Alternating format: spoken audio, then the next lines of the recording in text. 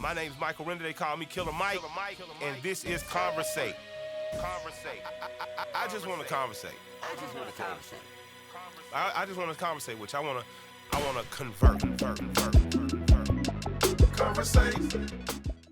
Welcome to Conversate with Killer Mike, and I'm honored today to be in here with the homies from the community, and that's C-U-H, man. It's a weekly podcast hosted by rapper and actor AD and respected manager and influencer Ace Boy Pun. Shouts out to active management around here too.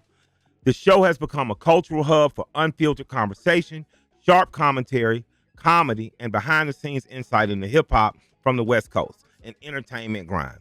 Known for their natural chemistry, raw honesty, and ability to turn any topic into a moment, AD and Pun have built a passionate and loyal fan base that tunes in for laughs, perspective, and real-life storytelling.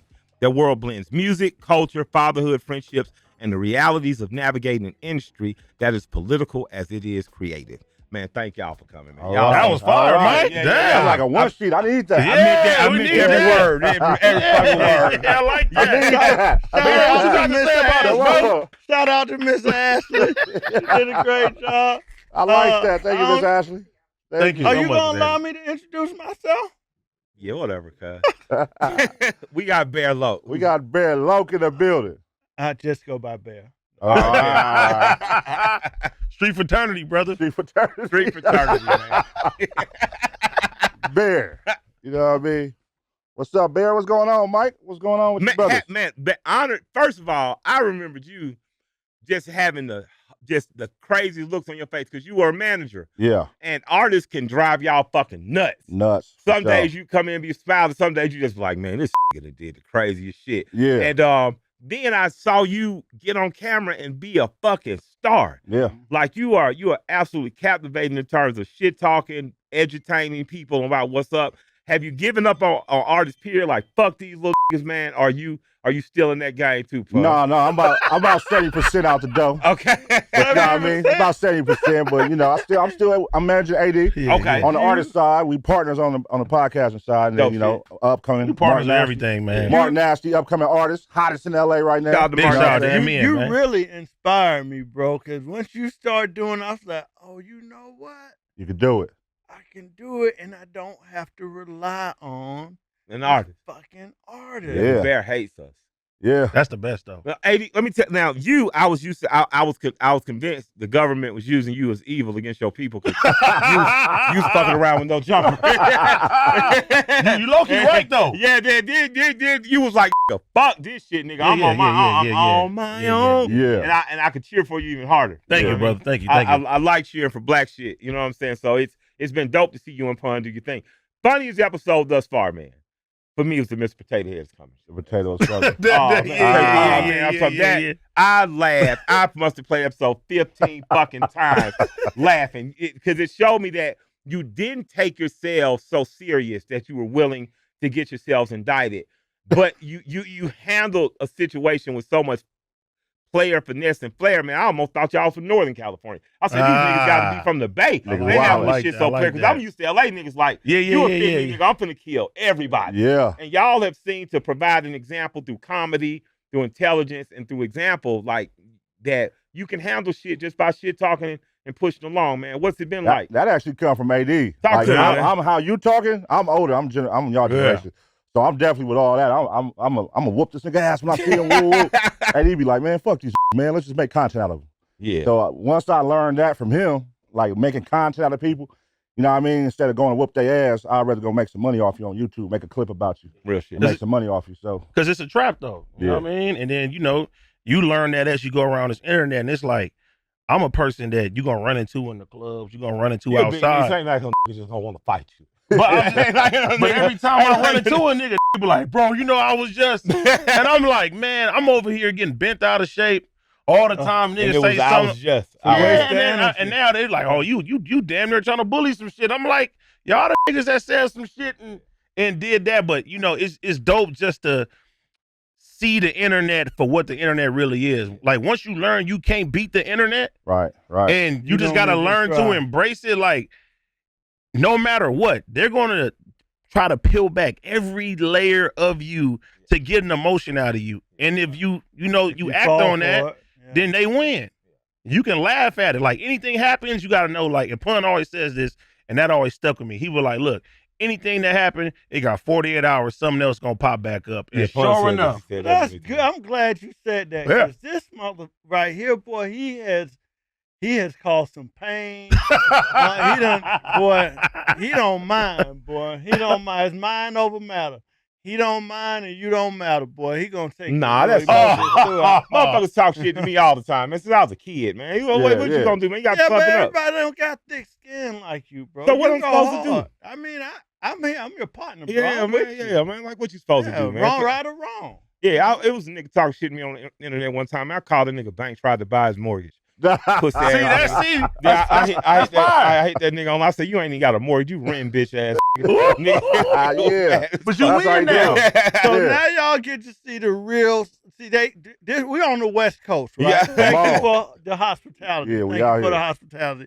But y'all get to see the real West Side Atlanta ninja. The original slime ball. I've been calling them slime ball since 2003. Oh man. Man, Mike, my guy, man. Hey, we man. went out there. We went out there to Blue Flame and had a time, Come man. on, man. So I was saying, shout out to man Mike and Miss Jackie, man. Hey, man. Ooh. He took you to Blue Flame? Went to Blue Flame. Yeah, we weren't going to no tourist spots, man. I took him to the community, man. Shout out to my nigga Swamp Izzo too, Hey, man. man, Swamp Izzo, what up, man? My boy. Hey, man, let me ask you, how did you guys meet, and when did y'all realize y'all had magic and chemistry on camera? Because it really is. So I'm gonna say this. Yeah.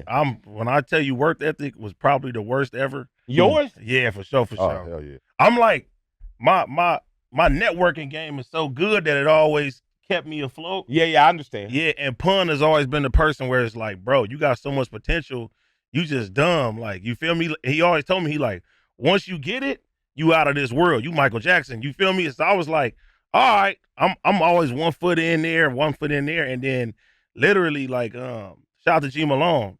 Oh, you know that's what I'm my saying? boy Glasses. Yeah, man. big shout out to Glasses Malone, man. My brother. It's dope too because I heard him and Bad Luck talking about how, like, you know, they was around Warren G, Ice Cube, and Snoop. They looked at them like, damn, them guys. And it was like me coming up as an artist. I was looking at them like, man, like, you want of them to get, you know what I mean, attention from them and say, damn, we fuck with your shit. So G used to let us use the studio. We used to come over there. I met Pun over there at the studio with him. Pun was part of G's team. Blue Division. Yeah. I was A&R for Blue Division with he was A&R. and Who Banging with Mac Yep. 10. And then my song that was a breakthrough for me, Pun gave it to me. He was like, hey, here's the song, here's a beat. And I sat on it for like 6 months. And then like, the song started coming out, and then bro he walked me through all the ways that an artist is supposed to be on some manager type shit. And then since then, man, we've been locked in. And then, you know, once it transcended into like podcasting and then acting and everything, he just been by my side the whole time. Yeah. You know, he partner in everything. So it really is solidarity. Oh, for sure. Yeah. So y'all not from the same neighborhood? No. Ain't never been, just for gonna the record ask. too, ain't never been no paperwork. He ain't never told me like, hey, sign this. And Yeah. you know what I'm saying? Handshake business. Always, Yeah. bro. Yeah. And I ain't never did no bad business with bro. He ain't never did no bad business That's with me. real shit when the commissions come and paperwork ain't even involved. Oh, So God. where are you from? And I know me by Street fraternity. Street I'm fraternity. not asking that. I'm asking that. What like, street fraternity? I'm from the you west side of Compton. Yeah. From the west side. Yeah, man. yeah. From the south. He's From from the the south side of Compton. Yeah. And where are you from? Nah, Now let's keep we keep going. We want to know I'm that. from College Park. Yeah. There we Shout out go. College South Park. side of Atlanta, and he's from the west side of Atlanta. See, same thing. We totally different people. Yeah. Y'all created the Atlanta sound. I like that. With the Yeah, creation, thank you, Yeah, sir. yeah. with College the Park. creation of community, though, you know, community. Yeah. You guys, in my opinion, help preserve a culture because. So let me say, I'm friends with Vlad. Like I know and am friends with Vlad. That does not mean I think the culture necessarily has to be filtered through the eyes of Vlad in total. I was never the biggest fan of No Jumper because it always scared the shit out of me. How many people were self-snitching on it. It just spooked the shit out of me. Yeah. Right? It's no hate on the format, but it spooked the shit out of me. And I didn't see us gatekeeping the culture with you guys. I literally see cuzes protecting the community. And what brought you guys to understand that the culture needed a presentation in a way that was not exploited? I would say again, man. Number one is G Malone. He I love Glasses. yeah, man. he like because when you doing your thing, you're not really paying attention from the outside looking in. Like even right now, it's still like, man, this shit's still like the way we touch people and when they see us and how they act and how they respond and how it is for the culture. But G always was like, y'all got a bigger responsibility than y'all just fucking around. Like people are really looking at y'all. Y'all the voice of us. Shit. Yeah. You have that platform. You can either like destroy or you can uplift what we got and keep this shit moving the right way. So that was dope. And Glass is definitely one of those people who are adamant about that. Like, man, y'all got to represent us the right way. Yeah. So y'all changed the narrative a bit and legitimize some shit to see people from your background really teach and share the culture. Yeah. But not from the fucked up standpoint. Yeah. I think for us being from Atlanta or the South, there's a certain perception that has been pressed upon us when it comes to LA or Compton, right? Or Long Beach. So being in the room or getting to know you guys and seeing you guys talk and kick it is really eye-opening for most of the country. Right. To be honest with you. No, that's fact. We definitely took the elements of podcasting, reality TV, live streaming, and we put it all together with what we do. Yeah. So with our shit, it ain't more so driven to bringing artists. We could bring the homies. So we give all our homies from the city a platform. Yeah. How many homies have started a goddamn podcast now? Everybody. Fuck with us. And we rather fuck with them than the artists, keep it G. Yeah. And I'm talking about homies that's in the street active. But they done came over here and they get on camera and they like, you know what I mean? They got shy. You can see them niggas shy. These are niggas though. They shy, don't know how to talk, and the next thing you know, they get inspired. They at home.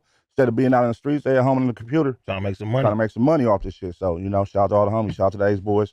Shout out to everybody. Yeah. Man, we get comments about how crazy we talk to each other on Conversate. Like don't niggas, start playing. You niggas. I'll just say how we talk to y'all talk to each other like our shit bad. Like y'all been friends since y'all was 5. Yeah. Like there's a level of truth and transparency with you guys that makes all the fuck shit safe. That feels like just like you're getting the chance to have a voyeurism experience into looking at homies, and that's one thing I want to keep conversate. Everybody's free to get ragged on, get shit talked on them, and you guys do that.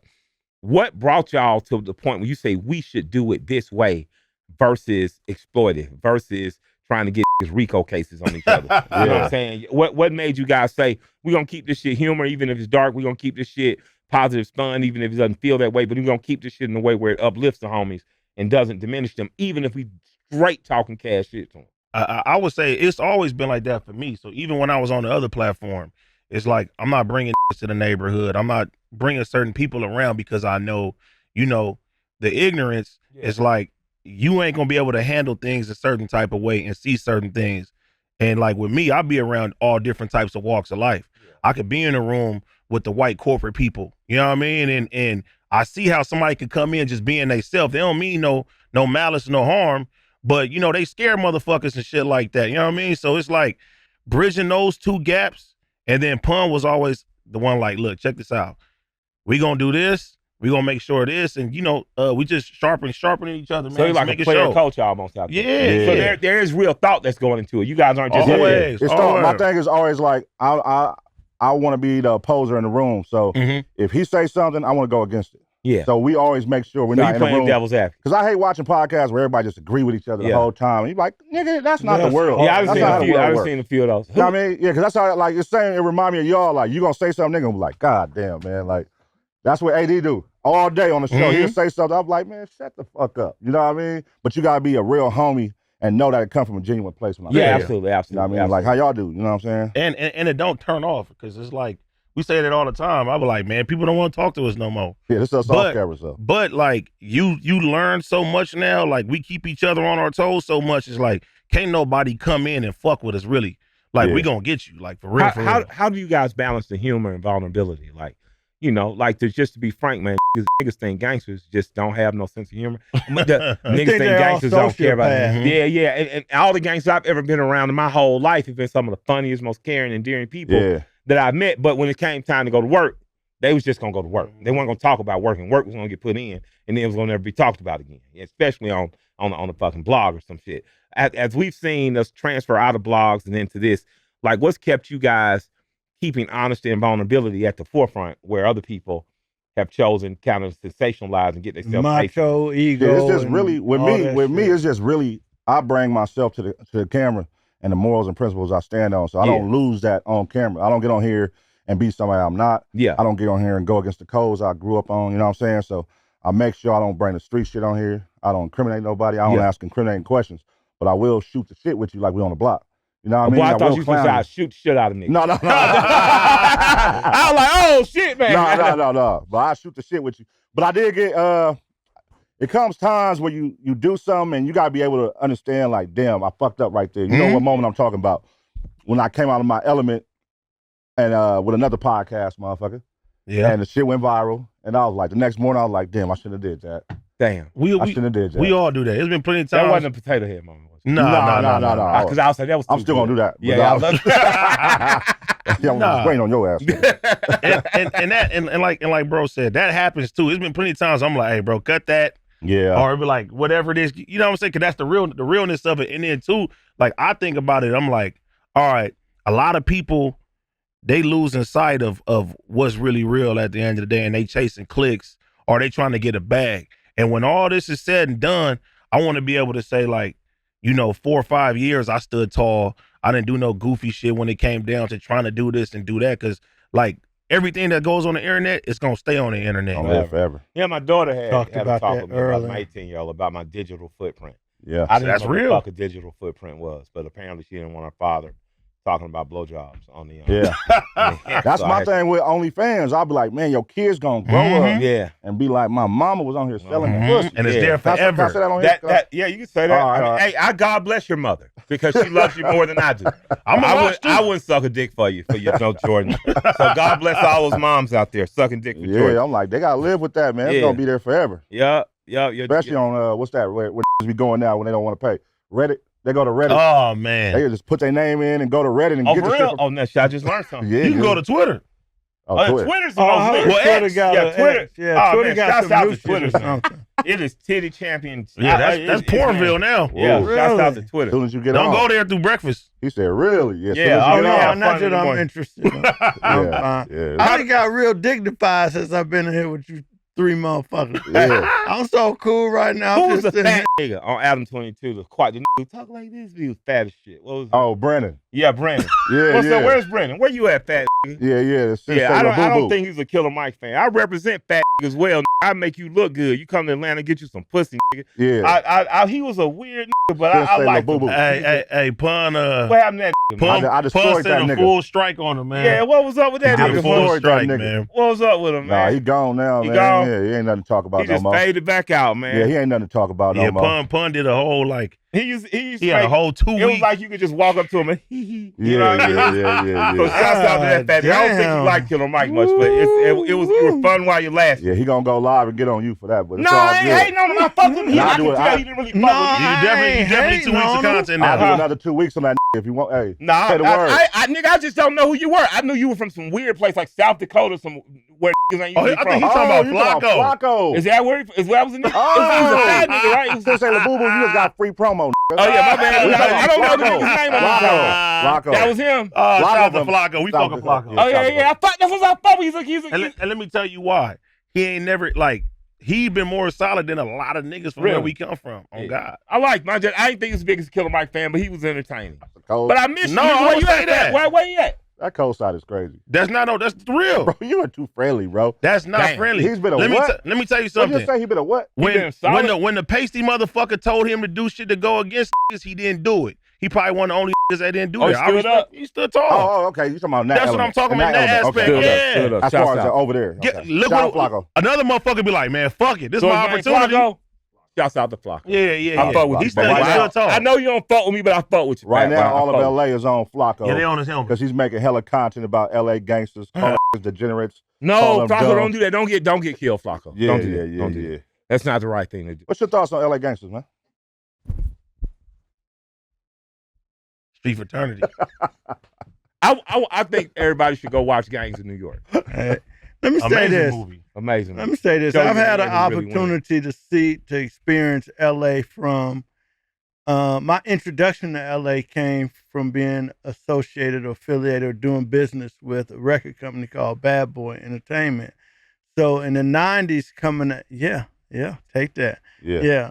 So in the 90s coming out here during like 95, 94, 95, 96, 97, 98, 99, 2000, my experiences were totally different because there was this made up war between the East Coast and the West Coast, and especially Death Row and Bad Boy. So I gave and continue to give LA a whole lot of respect how I move in this city or how I even politic in this city, because I understand at that time you didn't know who the gangsters was. You heard certain names, but you couldn't identify them because there wasn't no internet. So you didn't know who was walking next to you or by you or who was in the lobby of your hotel.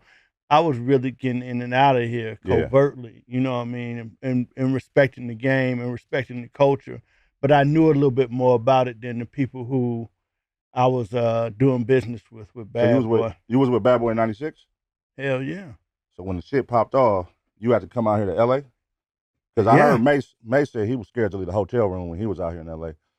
What was it like for you being in LA after all that? I'm from the South. So even moving to New York was a different experience because we always had guns. Like, it was legal for us to have guns, and we always carried guns. In New York, they didn't have it like that. So you would see people, I saw people get in a fight in the club and then go outside and stand in the parking lot and talk about it. In Atlanta, if you got in a fight in the club, you go into the car to get the strap and do your thing. I never, ever, when I saw that shit happen in New York, I was like, oh, ain't nobody getting shot? Maybe because we was in Manhattan, I don't know, but I'm just like, it was just totally different. And for me, coming here with whatever relationships or friendships or admirations I had or with the West Coast, I already had an understanding of how homies just moved out here. So I treated it a lot different. But once Pac got killed, it was terrible. That's what I'm saying. It was absolutely horrendous. It was terrible trying to move around out here. Sheesh. But you had to come out here, though. You had to. Anything about LA exciting y'all now, like in terms of any artists, any movements? Like I can remember like 87, 88, a bunch of young homies that was like Crips moved to Atlanta. They say mom was getting them out of LA. That's when Crippin' first like hit Atlanta because all these homies whose mom was sending them down there. Some of them joined places to organize. Some of them started little sets, introduce people to at least in downtown Atlanta. But you could kind of see what was coming in the next 15, 20 years. Is there anything that you guys are seeing now that you think is going to fundamentally change Los Angeles? Like I'm looking at Brothers Have Power. Like think about it, man. You guys went from being adding around artists, adding around blogs and podcasts to now having one of the most popular, dominant ones. And it's ran by people who of the soil and cut from the cloth. And so it's different. There's a certain amount of integrity that comes when y'all talking about anything from street politics to real politics. You guys feel like y'all have a responsibility to do that? And do you guys see LA evolving in any way that's for the good in the next 10 or 15 years? Yeah, I would say right now, something that's about to come out in February, Dot is up for a Grammy right now for GNX. Hey, shout out to him. And, all the artists from LA, new artists that he put on there, they Grammy nominated right now. I don't even think that all of them even recognize what that is, of how big that is. You know what I mean? So, big I'll shout out to everybody on the album. Yeah, come on. Yeah, Lecrae got nominated. Congratulations. Yeah, me Tip and Lecrae were for Lecrae's record. So. And you coming off of winning a Grammy. Yep. Come on, man. I'm not gonna get locked up this time. Yeah. Yeah. Damn, I forgot all about that. We coming, Yeah. So damn, that took your moment. So they locked up a rapper. They let me out. I was a folk hero. I remember Will and y'all going. I was hurt. Talking to Will, and the next thing I'm waiting to see on Instagram, like, you know what I mean? Behind the scenes, all the shit going on. And first thing I seen was my boy in handcuffs. I said, how the fuck that happened? Yeah, you got the Grammy, though. Yeah, got the Grammy. How did you start in the music business? Yeah, man. In the music business, I started, shout out Pooh, shout out G Malone, through G Malone and Pooh, his brother Pooh. And it actually, I used to be out in the streets, You know, shout out Certified. That was my squad. We was in the streets doing things, car clubbing, all kind of shit. And G Malone used to always come out there, and then he had came with a song with Akon called Certified, which was one of his biggest records. And we used to just have him come. I used to throw parties and shit with all the homies. We used to be like 100 deep. So we'd be throwing parties every week. In Compton or in anywhere that Hollywood? motherfucker will allow us to have a party, and we would fuck up every party so we'll be banned. What does so fuck up every party so we'll mean? be in LA, we'll be in Carson, Long Beach, we'll be all over. And G Malone would come. What does fuck up a party mean? I mean, you know. Exactly what you think it mean. When we young and active, it was, you know, everything. It was all right. You know, it was young. It was yeah. So G Malone, one night we was at El Torito in Lakewood, and he was like, "Hey man," he like, "You ever thought about doing music?" I'm like, "Doing music? What the fuck I'm gonna do music for?" And he was like, "I want you to pick my beats for my next project." I'm like, "Pick beats?" I'm like, "I don't know how to do that shit." I didn't have no email. I didn't know how to work Gmail. None of that. Shout out DJ Head. DJ Head created. He created my Gmail, and he showed me how to do emails. And I'm like, all right, cool. Carson in the house. So I had a Gmail, right?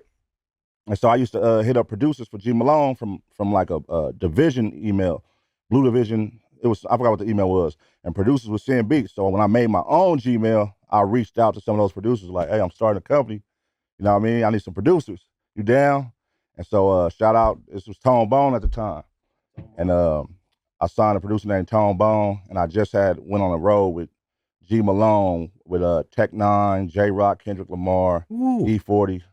I remember that tour. Yeah. When J Rock was like, "Oh wow, that was the one." Yeah, and that's how I met E40. Yeah. So I built a rapport with E40, and then I got his email, and I'm like, "Hey, I'm gonna send you some beats when I get back." You know what I mean? We was on the road, so I'm like, "When I get back, I'm gonna send you some beats." And the first email of a beat I ever sent, I sent 2 beats to E40. And then one became his single, My Shit Bang. And then the second one on his album called Guns. That was my first 2 placements, the first 2 beats I ever sent. I didn't know that. Mm-hmm. So a homie saw something in you. And it was like, let's do it. Glasses Malone does not get the credit he deserves for putting it. I would keep hearing his name a lot on these West Coast stories. Yeah. What was the 90s like for you?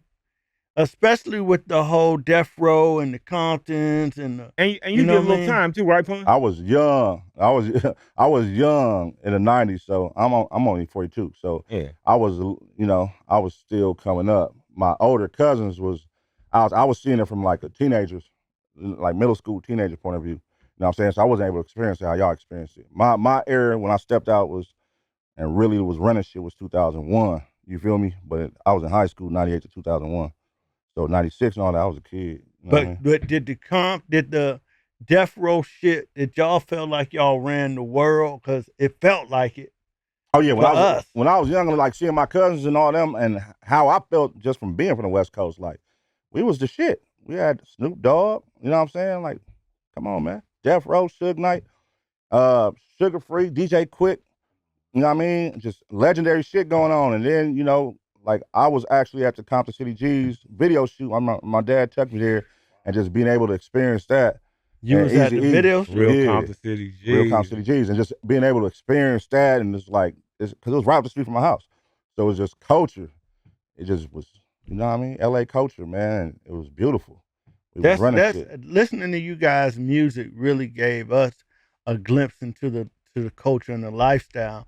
In the 90s, especially for us, you could tell an Atlanta nigga, you could look at a person and say, he's from Atlanta before he even open his mouth. Now with the internet, everybody kind of dressed the same and all that type of shit. But y'all culture has been pushing the line for a long time and has impacted the world. How does it feel to be able to look across the globe and see people who are kind of emulating what you guys, which is fundamental foundation shit for y'all?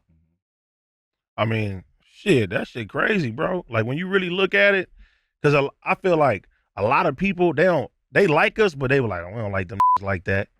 You know what I mean? They do and they don't. We cocky. West Coast we super cocky. Yeah, we cocky. I'll say like, maybe the only people like, why we rivals like that is New York, because New York has got that pride. LA has got that pride, like no matter what. You could drop us anywhere, and we like, we from LA. We hold that, like, you know what I mean, with a badge of honor and shit like that, too. So, I mean, a lot of people, man, especially when they move down here, the transplants, when they move down here and they see the culture and they feel the culture more, they be like, damn, man, this is like they get it. They see it. And it's like, ain't no place like home, man. Y'all for real, first, second, third generation LA, grandparents moved here, parents been here. How deep you go? My mom moved here. All my parents, well, my family's from Louisiana and Texas. Okay. So my grandma lived in Louisiana. That Creole my grandparents, yeah, they lived in Texas. So, so my mom and dad moved here. So it started with them. So you know, same. Both sets of my family from Chicago, and just recently I found out that my grandfather was given as a baby to another family because he was like more dark skinned, and his real family, they're all from Louisiana. So we just recently, my family just linked up with them like I want to say like 3 weeks ago. Wow. Yeah. So I got a whole line dark skin side of the family that I don't even know. That I'm about to link up with. Y'all did that? What was the shit I took? That's the 23andMe. 23andMe shit. That's Y'all did that? No. The little swab and you see who in your family. They offered. They sent the packs. I wouldn't do it. That's how we found out though. Yeah, I couldn't do it. I did that shit during quarantine. I was bored at the house. I'm like, man, let me see what's going on. So what part of Africa you from, nigga? No, they say I'm from Scandinavia, bro. 60% Scandinavian. I said, what the fuck? That nigga pulling white, nigga. Yeah. That nigga white crib. 60% Scandinavian. I was like, what? Yeah, that shit was crazy. But no, and then they send you emails every week with an update of somebody else do the shit and they in your bloodline or whatever. It'll tell you like, oh, first generation cousin, second and generation somebody cousin. else might swab to see who they are to link up with you. Yeah, and it creates a family tree on there of people who are, it's kind of tight. So how important is it that you guys got your own in terms of your own platform in which to decide which way LA culture and hip hop culture in general moves? Man, that shit is very important, man, because we came from like, you know, where he was at a situation and I was right there with him, but how they was controlling, we would bring plays to the table and they'd just take the large chunk of it for doing nothing. And it was like, hold on, bro. And you was bringing a lot of shit. We was bringing shit. And it was like, nah, we got to create our own and do it with our homies. Yeah. You know what I mean? That was very important to do it with our homies, not go depend on somebody else to, you know, get their dream, their vision. So the people behind the camera and in front of the camera. Yeah. Oh, for sure, for sure. Yeah. Yeah. So everybody that do this shit is our homies. Everybody who's behind the camera, everybody who's in front, the personalities on camera, it's all organic homie shit. We didn't go out and like put out no applications and find niggas. So are you guys y'all monetize through merch, live shows, YouTube, everything? This is a whole new way and a whole new day. Corporate sponsors. Yeah. Yeah. Shout out Prize Picks. People here. Yeah. So we took the show on the road, man. We done did live shows in New York. Gramercy Theater sold it out. In Frisco, Regency Ballroom sold it out. Sitting down, just talking. Talking shit. Sitting down like we doing now. Just taking all this shit on the road. So what is owning your own thing? Talk to you about ownership.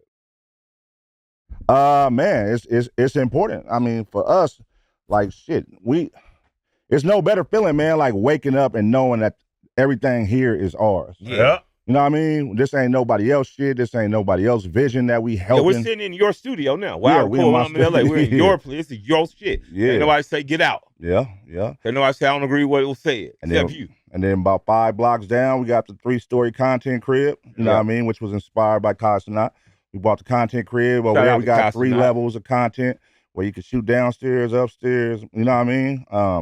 And yeah, just owning all these things, man. We just got a Sprinter. You know what I mean? Y'all about to do a bang bus? Yeah. Hopefully. Yeah. The bang bus. I remember y'all used to have the homegirls up there, titties be out. I was like, nigga, like, Cam. Y'all brought the audience the right way, titties first. Yeah, Cam. Yeah. Shout out to all the beautiful ladies out in LA. That was on Yam Cam. You know, you are beautiful ladies. And now you get on the Yam bus. You are appreciated. But no, ownership is important, man. And you know, nothing better than having ownership with your homeboys. And y'all since y'all friendship really drives the brand. The brand is not what it is without the genuine connectivity and friendship with you guys. For sure. So is the West Side Compton and the South Side Comptons, do they usually kick it like that, or is the community? Because again, this from the outside looking in. So I'm trying to figure out how did that. See, this is like this big bro right here. This is the big homie at the end of the day. Period. You know what I mean? So where I come from, you know what I mean, it's a little different. But Compton is so small. No matter what side you from, you're going to cross paths. Like, you can go through the whole Compton, 20 minutes? And go through everybody's neighborhood. Right through it. Like, so you're going to run into people no matter what. Mm-hmm. You know, some people stick to their blocks and shit like that. I was one of the ones, I was fucking with his homies, like, early. and like all around the east side of Compton. I used to live by the swap meet. Like I ran away from home. You know what I mean? Did all that. I was living with my grandma on the west side. My mom's was on the east side, so I got to see both sides and shit too. So it was crazy. Like both of y'all got kids, right? Yeah, hell So yeah. how's kids affected the way you think, the way you put content out, the way you? It changed my life, man. Talk to me I about mean, it.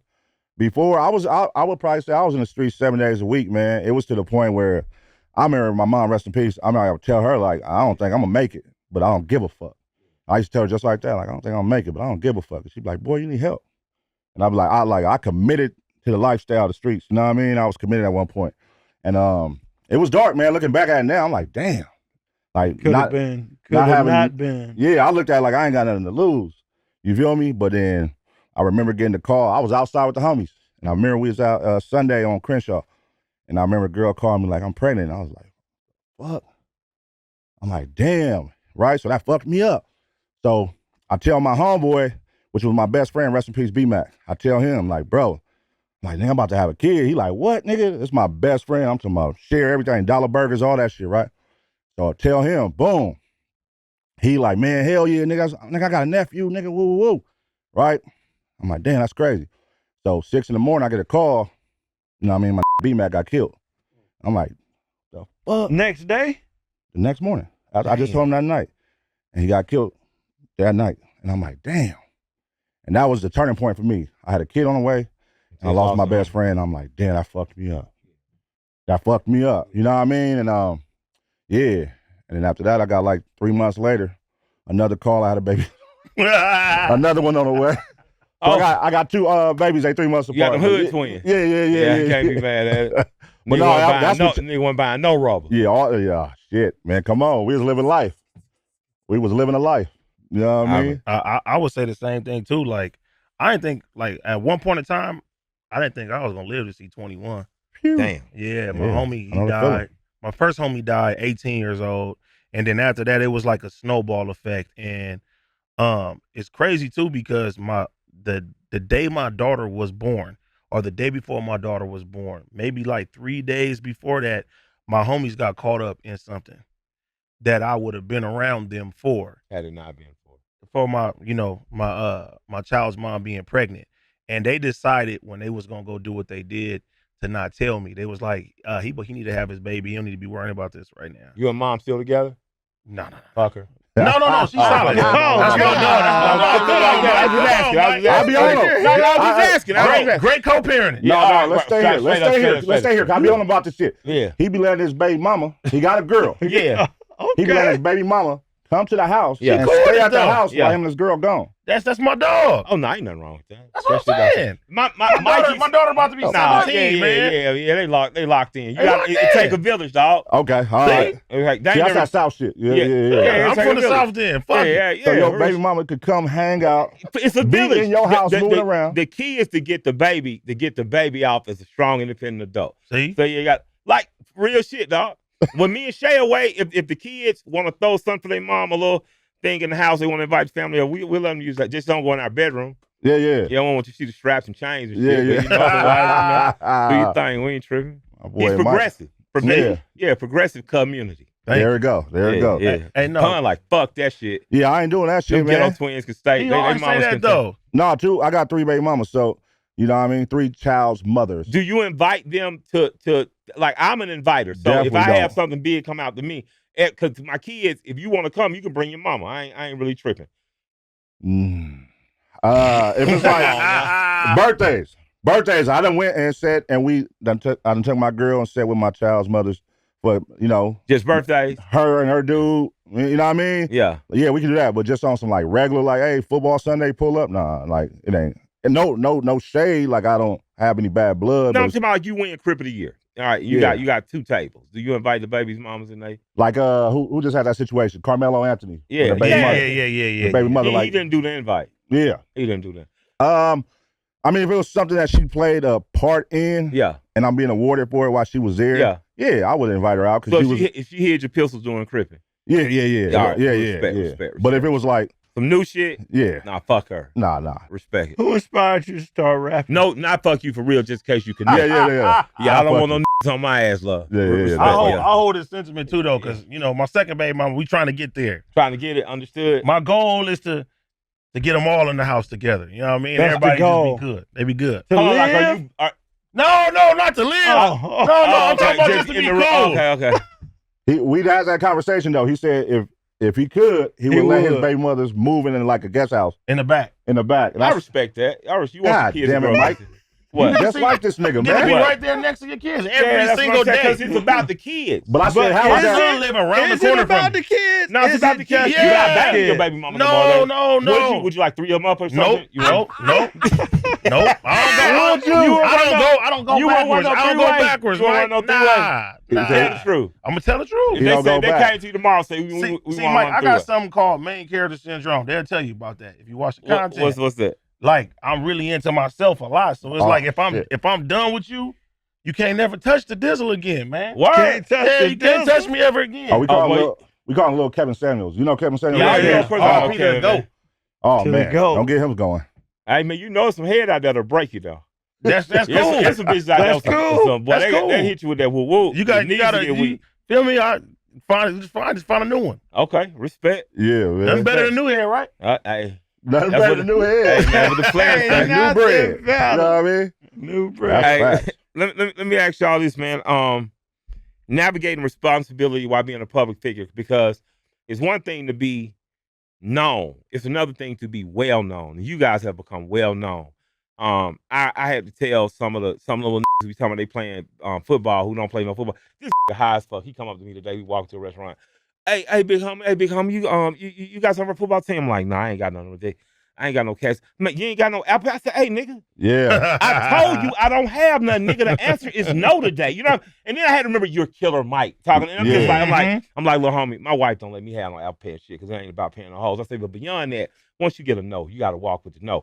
So I had to tell him versus, you know what I'm saying? What about like public? What becoming famous is like? It's just a ball on your ass. And then what's the good thing about I'm famous now? For me, man, I get to spread my message, man, and it's don't do crime. That's my message. I spread. It. Don't do crime, don't man. Do crime. You know what I mean? Because everybody black people out are here, not very good at it. Yeah, no. And you're up against a machine that you can't win. You got all these cameras. You got snitches. It's just crazy right now. So if you out here committing crime, another word for snitches is your friends. Yeah. Whoa. No, they my No, my friends ain't snitches. Oh, so everybody, I'm talking about niggas who get snitched on. It's not usually okay. It's usually by your friends. Yeah. The nigga snitching ain't your enemy or your op. Yeah. It's the nigga that was next to you when you did it. You so know, not your friends personally, but to the kids who are not good at crime. Yeah. It's gonna be your homeboy to tell them. It's gonna be your homie. Always. That one that's with you, that smoking with you, hanging out with you. Yeah. And they gonna fuck your baby mama. Well, the other nigga gonna fuck your baby mama. Gonna fuck your the other baby nigga mama. fuck her. Good. Come on, man. Yeah, but and then you're gonna invite her to the party years later with your other baby mama and try to raise your child together, but you gonna know she brushed her teeth with How your do y'all homie's dick. avoid internet conflict? Like, We don't. we don't Yeah, avoid it. Y'all go into it and get I content see. out I of it. done got a call or two Cam and all the way in Atlanta. We face it head Cam on. and Gilly got the best war going on right now.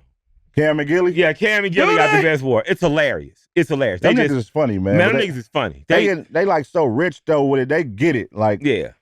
you know what I mean? I don't see them like seeing each other and beating each other up. Nah. You know what I mean? Like, it's all a play, and it's all funny good as fun.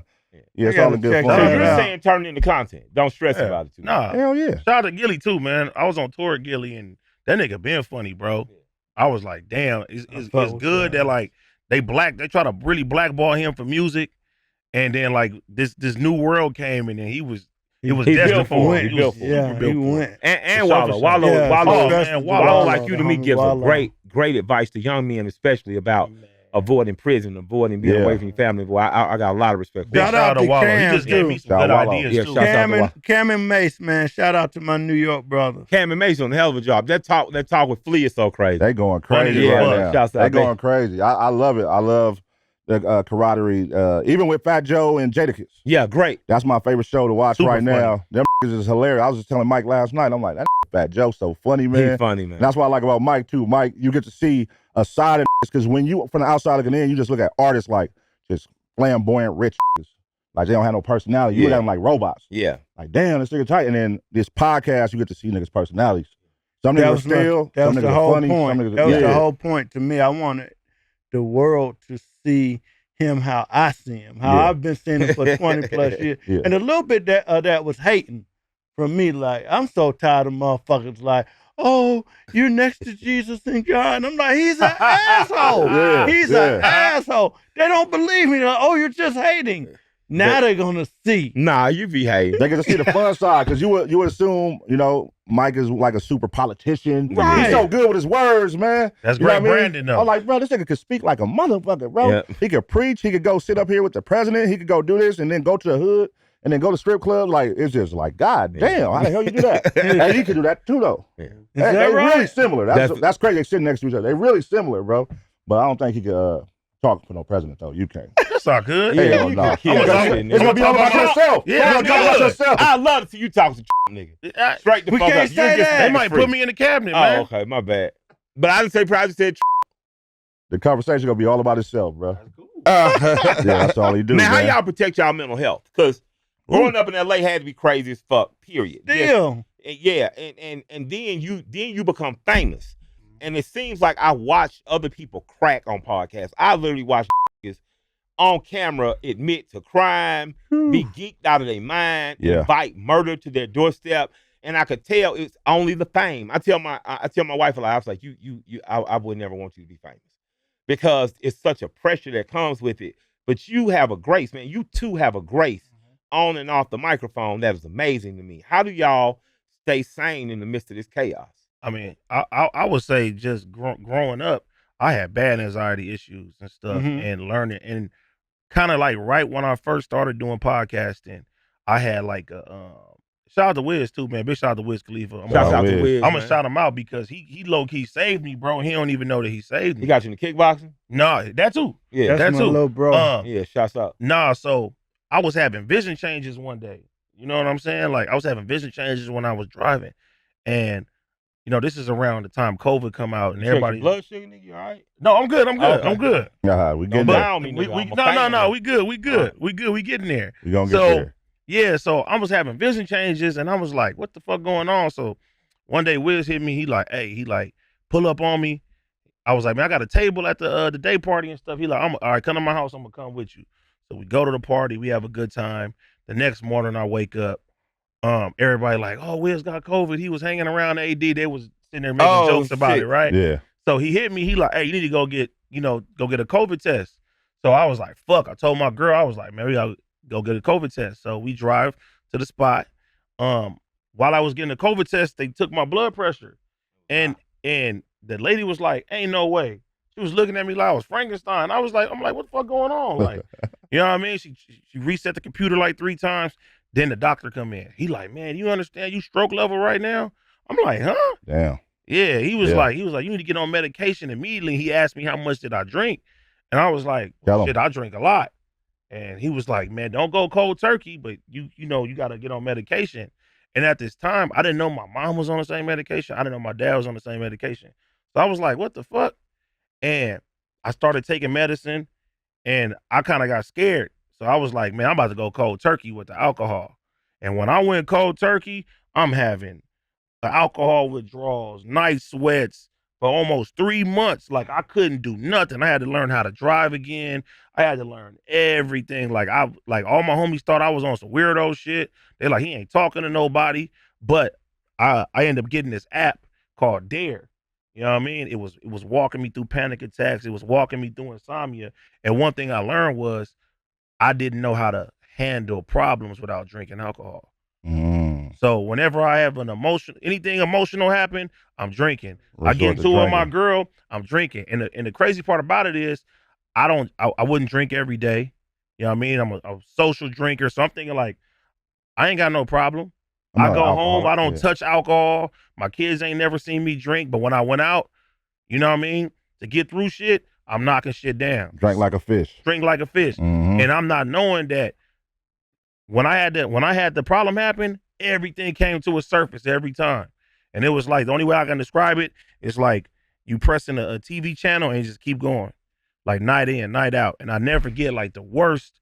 I came actually to the studio. I was meeting with Pun and Will. And Will was like, man, you look like shit, man. Go home and go get some sleep. Will is my man. Yeah. Big shout out to Will. Will was like, you look like shit, man. He was like, go home and go get some sleep. And I really had like a real breakdown. And that app helped me walk through it and then, you know what I'm saying, taught me how to handle my problems. Instead of utilizing that liquor. Mentally. And then what happened was from there, man, the podcast game too, man, I started, you know, my son got autism. You know what I mean? Big shout out to all the fathers out there, mothers, kids on the spectrum.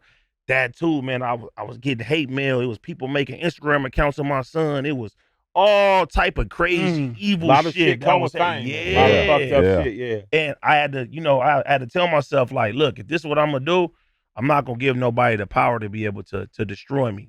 Whatever they think they can do to get me, I ain't gonna let them get me. And if I decide to get on this camera every day, then that's gonna come with it. Like I don't get to pick and choose, you know, what somebody gonna say. They not gonna be nice. Fuck them being nice. Like, you know what I mean? Like that ain't gonna break me.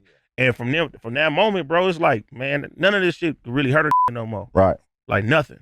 Do that shit get to y'all? Do y'all read comments and shit now that y'all doing like the podcast? And I know you've been doing artistry forever, but the podcast and shit hadn't not yet for me, but I think that I can't even say I'm prepared for it. I look forward to the challenge though. Yeah. I look forward to the challenge. It irked me, but it doesn't affect me in the same way. It irked me before because people assume shit and they push a narrative based on their assumptions. And then a bunch of miserable motherfuckers kind of join in and tag along, you know. But it's the type of motherfuckers. For me, it's always some wannabe pansy ass pro black nigga who, you know, he'll tell you, you know, you're you know, they're against capitalism. They've read Frantz Fanon, and I don't believe you've read the book and shit like that. But the first chapter of the book is about violence, and you don't own a fucking gun, and you don't shoot. You ain't never been in a fight in your fucking life, and you look like a pussy, and your wife look like she can beat your ass. You just did a no, you just triggered. You got triggered right now. I like that. I'm just stating the facts. And you like that. The facts is you's a fuck nigga. Fuck nigga. And the shit you saying, I might fuck around, be at the gas station with you one day, fucker. Yeah. And I might not want to be nice. So what I have learned is that God is tempering me. I'm being shaped into something like my man T.I. say. He say, man, you live for the cheers, you die by the booze. Yeah. So my thing is I don't live for your cheers, I don't mind your booze. But with that said, now you never know when you're gonna be at the corner store what mood I might be in. Yeah. And I mean that simply because you be playing with people that ain't used to playing. Like I get on here, I have fun, this is it and shit. But when I talk that revolutionary shit, I'm not playing. I want to see black people do well. But I want to see us do well, like you and you said. The leaders of the vanguard of the revolution, you're not gonna move the people. The people gotta move. And once the people start moving, that's when you do it. You sitting around pontificating in front of a camera for likes and for monies and for begging for money at the end, that's cool. But when you start talking about people who've been doing the work, it's like when niggas start talking about banging, he joined at 40 years old compared to you grown up in this environment. You gonna take that nigga for joke. Even if you let him slide publicly, you might put niggas to the side and say, hey, that shit you doing ain't cool. That ain't important. And I feel like that a lot of times with the black radical left, like y'all are talking that shit, but y'all don't have hunting clubs, you don't have fishing clubs, you don't have shooting clubs. And I say that because I know the people who do have clubs because I go out with them. You're not out with them shooting. You don't have acreage to, you know, you're not.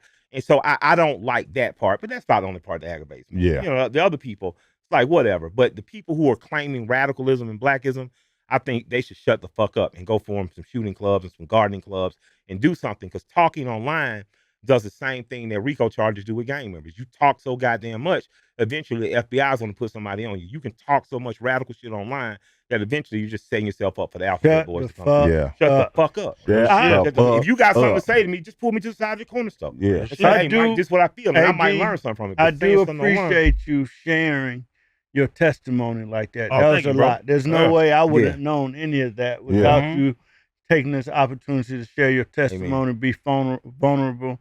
My prayers are with you. But for me, I will always have thought, now that I know a little bit better, I got a little bit more information, knowing that you guys have grown up in the culture of gang banging since '69, I would think everybody out here who grew up in that culture is dealing with some type of post-traumatic stress syndrome. And maybe even just numb from it or desensitized from it.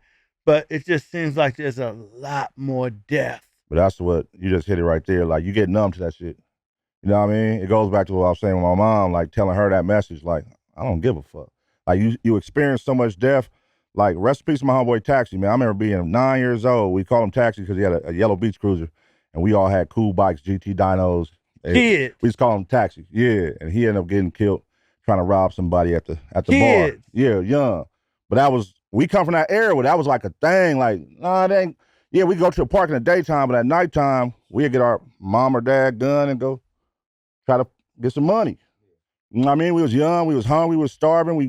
We seen all these kids and we ain't got shit they got. You know what I mean? But we come from that era, man, of just being knuckleheads, man, and our parents being, you know, they present, but they sleep, or my dad gone, and you know, you being raised by the streets. Is there projects in Compton like how we have projects? I would say probably Park Villages. Park right? Village is the only thing. Like, what's your philosophy now on handling like beef as opposed to 20, 25 years ago?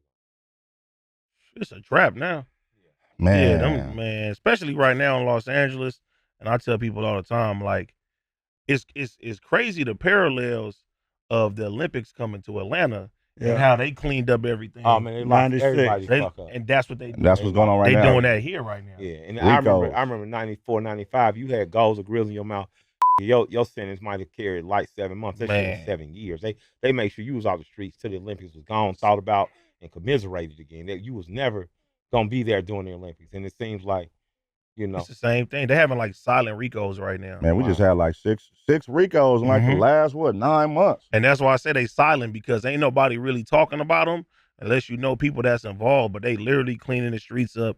They trying to get everybody out the streets so when the Olympics come. And that was crazy too. When I was watching the Freaknik documentary, I was like, damn, what really ended Freaknik?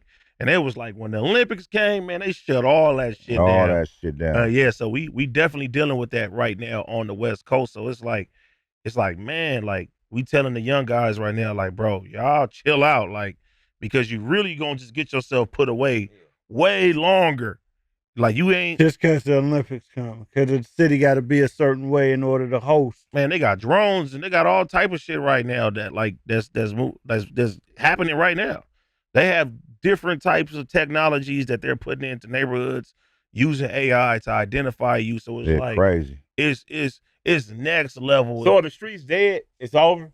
Nah. It'll never be over because, you know, you always going to have conflict. It's going to happen no matter what. No matter what. But I think that could get taken out of context when people say the streets are dead. But the streets that we once known, our generation. Yeah. Like, because it ain't the same rules. It ain't the same, like, niggas gonna gotta live by the same standards. You know what I'm saying? Now, these young niggas, they got their own shit. And we don't understand it. Like, going on Instagram and talking to your opposition and letting them know I'm finna come kill you, nigga, if I see you. Are you saying that the street code has changed? Hell yeah. Street codes has changed. For the younger generations created a different street code. So if the street codes have changed, who changed them and who's sharing the information of what the changes are?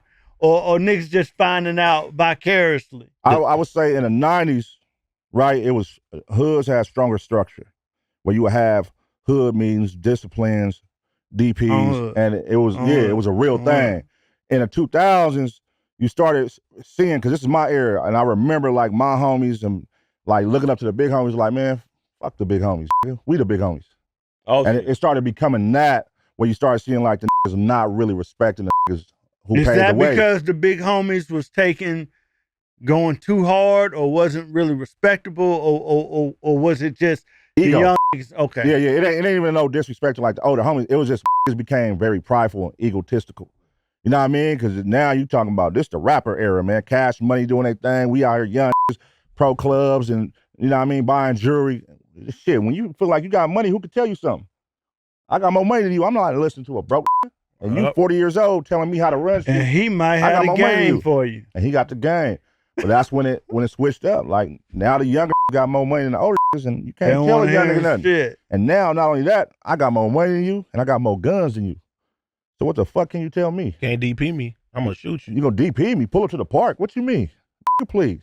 What you know what I mean? So it became that. What advice you got for people moving to LA? Shit, man. Chasing their dream. Stay alert. Stay alert. Okay. Chasing your dream. Yeah, chasing your dream. Yeah, I was like, hold on, you done went left with that. What is the question are you asking? What situation? I'm like, nigga, shit. Stay alert.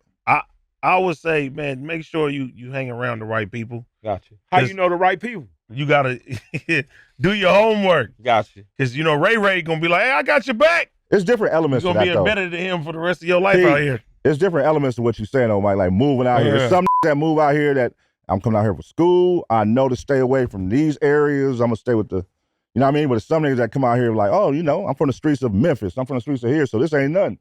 I'm from the trenches. Take me to the trenches. I hate when niggas say that. Like, bro, why the fuck do you want to come to another city and go to poverty and like, okay, we come from that, my nigga. Yeah, and kick it. You know what I mean? But you act like that's worse. Like that's a flex. That's not a flex, bro. Like we trying to empower and bring money back to the city. We ain't trying to go over here and just like, oh, go gang bang and I'm gonna go to your city and your poverty and I'm a gang bang over here. It's like, nah, nigga. So what do guys like that outsiders get wrong about LA?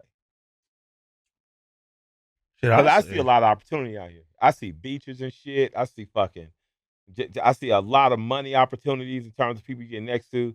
But it seems like some of the homies that move out here in the trenches shit, or some of the homies that's in the trenches, I met homies that ain't never left their neighborhood. That's weird to me. Like how the fuck you ain't been to the beach? I got one of the most beautiful beaches in the world. How the fuck you ain't never went up the Malibu? Niggas ain't never did. It sound crazy. That mentality. I was one of those. When I was young, man, I didn't get to experience really mingling with LA niggas to like really mingling. When you say LA, when you say mingling with LA, LA like niggas, really you mean South Central LA, South Central, or West Hollywood? No. Like we don't even consider that LA. We don't consider Hollywood.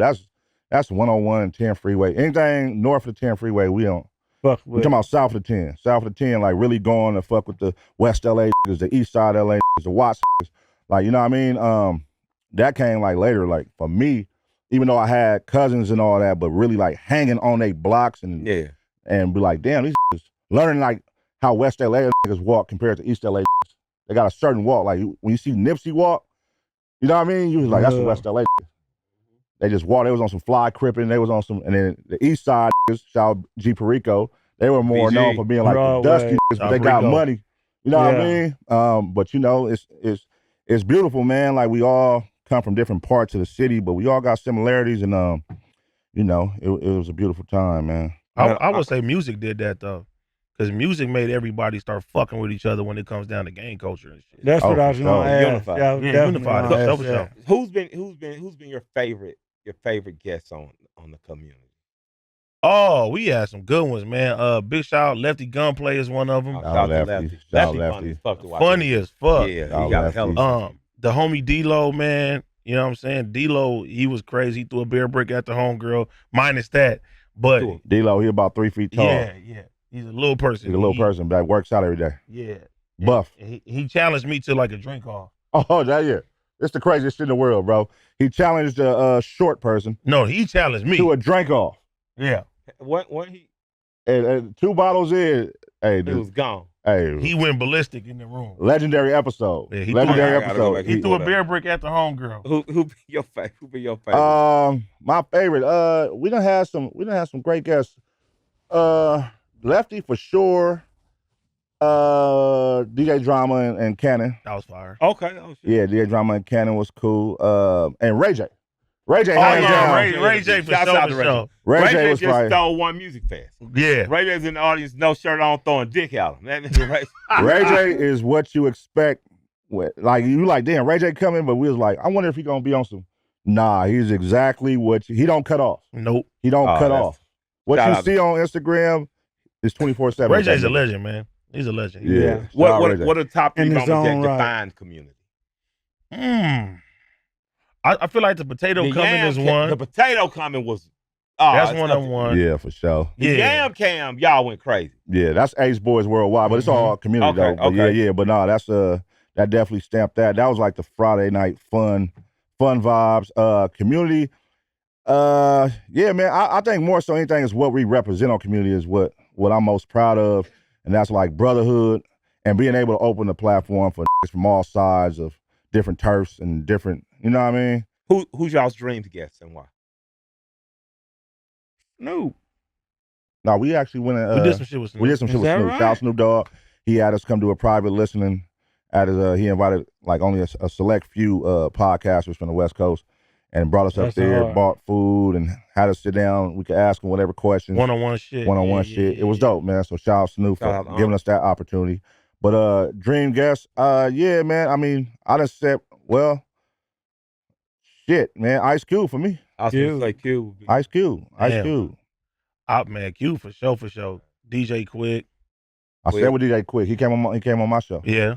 Too Short came on my show, so I said with Short. So that was like DJ Quick was a bucket list. What non-musician? R.P. Kevin Samuels, man.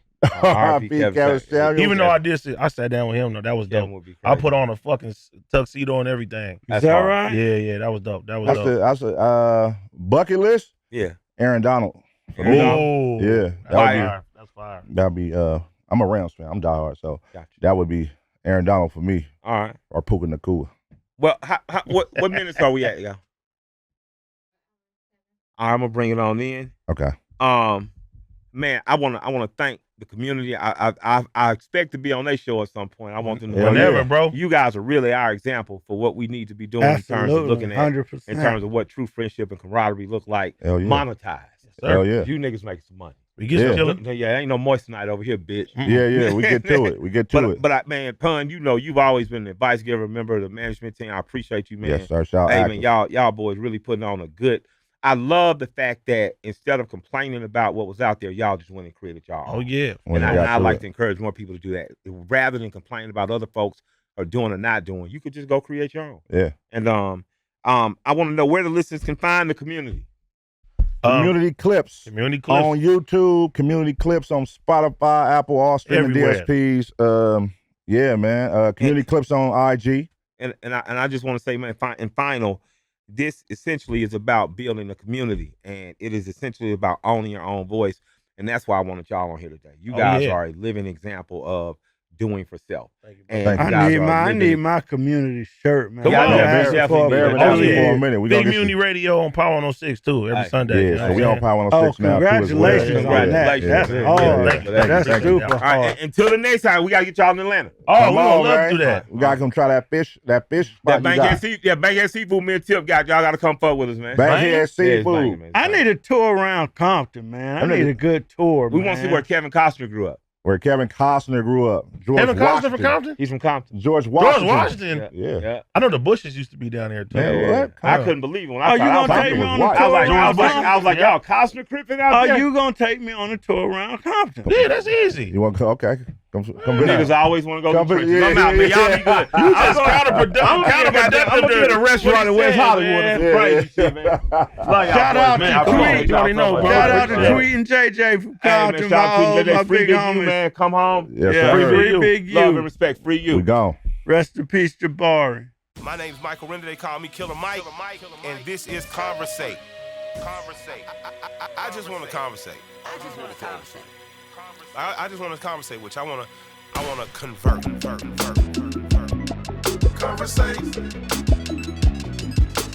Conversate's not a real word, but I encourage questioning. I want to encourage thought. I want to conversate. I want to have discussions with people that I may not agree with or that I may not understand and try to gain perspective. I think we all should be doing that. We all should be in talk. You know, we all should be in a constant state of talking, because that's what precedes organizing and mobilizing and revolutionizing and changing things. I believe in the power of conversation. I believe in Conversate. So I'm here to talk. I'm here to talk, and I'm here to listen and learn. And I'm here to have people impress upon me different ways and thoughts and mentality. I believe in conversation. I believe in jive, talking, and rapping. What they call it. I'm a rapper. I'm rapping. But before rappers were rapping over beats for money, I want to exchange some respect with one another. You know. So we're gonna conversate. We're gonna check it out. Yeah. Conversate with Killer Mike. Hey, y'all got a question for my crew? You want to talk to me, Bear Swift, or anybody and ask them something? I want you to come check us out at conversatewithkillermike@gmail.com. Send your questions in, send your thoughts and concerns, and we're going to make sure we get them up online where they'll be discussed, talked about, and hey, we even might invite you on the show. Let's conversate.